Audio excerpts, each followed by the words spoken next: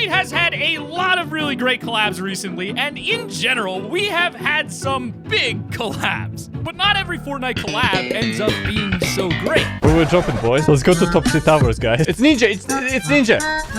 I got him. So here are the 10 worst Fortnite collabs. Wow, that's crazy. And like this video, so Epic starts showing full movies at Risky Reels. Number 10, Quibi.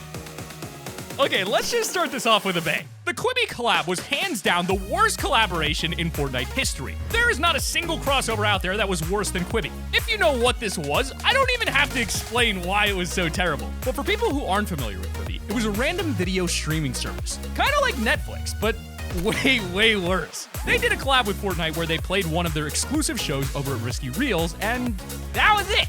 It was literally just an ad. Nothing else. Epic didn't even try to disguise this collab as anything but an ad. And hilariously, Quibi went bankrupt and shut down only months later. All that and for what? But let's talk about actual collabs which weren't completely pointless, starting with number 9, Fortnite x Aquaman. Okay. Fortnite x Aquaman was one of the biggest letdowns ever. In Season 3's trailer, we were teased with Aquaman riding a fish, first of all, which never happened. But we also received a big tease for a POI we believed to be the lost city of Atlantis. In the files, the upcoming location was named Atlantis, and we even had a whole trailer for an Atlantean fish stick. Atlantean fish stick is in the name! But guess what? We never actually received the POI near the end of the season. Instead, we got Coral Castle. Yay! Do you care? I don't care. It's one of the least popular POIs in Chapter 2, where you can find Fishstick, who walks around expressionlessly, amplifying the eerie, desolate music that plays when you walk by.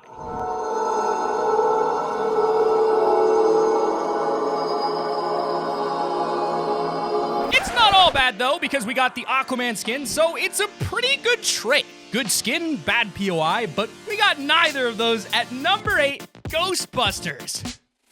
If you remember, last year we got an actual Ghostbusters crossover just in time for Halloween. I say if you remember because even I forgot about this one for a while. We got a sneak peek of the Ecto-1 back in Season 4 over at Camp Cottage. It was hiding under a sheet.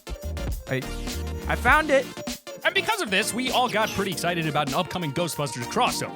And well, just 5 days later, Epic Games shocked us all with a surprise drop in the item shop. Was it a skin of the original Ghostbusters? Nope. Was it the Stay Poofed Marshmallow Man? Nope, not that either. Well, was there even a Slimer pet or back bling? Absolutely not. Instead, we were just given a ton of random Fortnite character models wearing Ghostbuster outfits. And the back bling was really the best part of the crossover because it was a proton pack that glowed more as you racked up kills. But that was literally it. There was so much potential, but unfortunately, it was a bit of a dud. I wish we could have at least gotten a music pack with the theme song. At least we got a little more content with number 7, Star Wars crossover. The Star Wars crossover has been one of the biggest, but also most disappointing collabs Fortnite has done. Back when Chapter 2 started, the Star Wars crossover was the first ever live event in Chapter 2. So we had our hopes up. When it began, we were all really impressed with the Star Destroyers in the sky and the TIE fighters. Then the Millennium Falcon landed. It all had started so well. And then we all got really bored. Jeff Keighley and J.J. Abrams were just talking for so long about nonsense, and then they finally showed this special look at the new movie. It didn't have anything special at all and felt like they just tried to cram that into the event at the last second. The only cool thing about this event that redeemed the whole thing was the lightsabers at the end and the special Palpatine line. But yeah, if the event didn't have any lightsabers for us to use, it would be so much more hated. But that brings me to number 6, Wreck-It Ralph. It seems like all the bad collabs have a running theme here. We have Quibi at Risky Reels, Star Wars at Risky Reels, and now, well, this. I'm talking about the Wreck-It Ralph crossover. And if you're wondering what Wreck-It Ralph crossover, well, that's exactly what we were all thinking back then too. A handful of players randomly spotted something unusual in 2018. It only happened once, and Epic never even acknowledged it, but some people noticed Wreck-It Ralph run across the Risky Reels screen. That was it. He ran across it once, and then we never saw him again. Obviously, this was for a crossover. It's intentional. It's just a little Easter egg. Whether it was canceled or this was literally it, we'll never know, but Epic could have done so much more with this collab. It's a shame that this was all we were given, but hey, it's not all bad. If we want to talk about bad collabs on a projector, then we have to mention Party Royale concerts. Concerts are probably one of the greatest things Fortnite has ever done. Just think about it. Both Marshmello and Travis Scott's concerts were one of the most memorable moments in Fortnite history. It seems that Epic noticed that because after Travis Scott's success, they tried to throw in as many concerts as possible through Party Royale. They tried to capture the essence and magic of a Fortnite concert, but honestly, they just missed their mark. The best part about the concerts is that they changed Fortnite forever. Travis Scott brought us into space, introduced a huge Travis on the island, and transformed the entire map just for the concert. Now, that's a hard standard to keep up with. It was super engaging just like Marshmello's, which had holograms and cool low-gravity effects. But then we have the Party Royale concerts, which honestly just seem like you're watching a YouTube video of a guy in his bedroom with a DJ set. But Dominic Fike's concert was the only one I really liked because he at least had an actual stage to perform on. But even that was lackluster and ridden with bugs or mics being turned off and all kinds of stuff. And they just don't feel polished and need that extra wow factor to keep us entertained. But enough about that, because we need to talk about number 4, Fortnite x Jordan.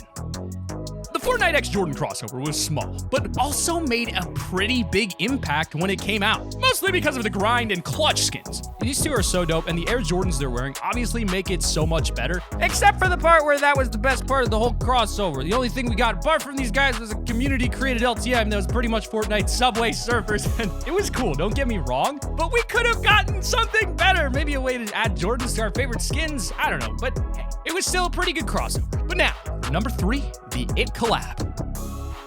Unfortunately, the It crossover never even had a chance to be a good collaboration. Back in 2019, we got a small teaser for the crossover with red balloons all around the map above storm drains. These belong to no other than Pennywise from It.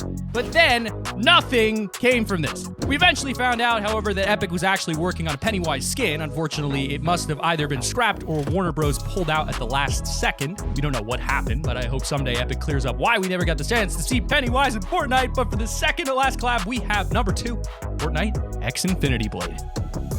Believe it or not, the famous Infinity Blade from Season 7 was actually part of a crossover between Fortnite and, well, the game Infinity Blade. However, when they brought that mythic sword into the game, we all know how it ended. This thing was so disastrous, especially because Epic added it just before a huge tournament. The sword was so overpowered that Epic removed it as quickly as possible, calling it an embarrassment and saying it would never happen again. Epic has now balanced the weapon and turned it into my favorite LTM, right next to the Thanos LTM. That original sword really was something. But just before we get to number 1, we got to talk about the honorable mention, Fortnite x NFL.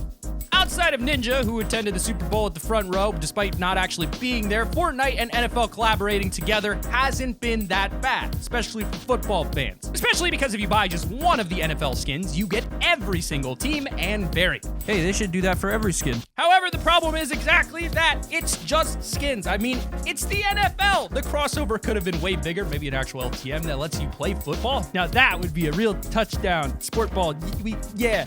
They could have done something huge for the Super Bowl, but instead this year we got a Verizon Creative Hub sponsorship. Come on, let's talk about our final collab. At number 1, Stranger Things x Fortnite. Okay, let's take it back to Season 9.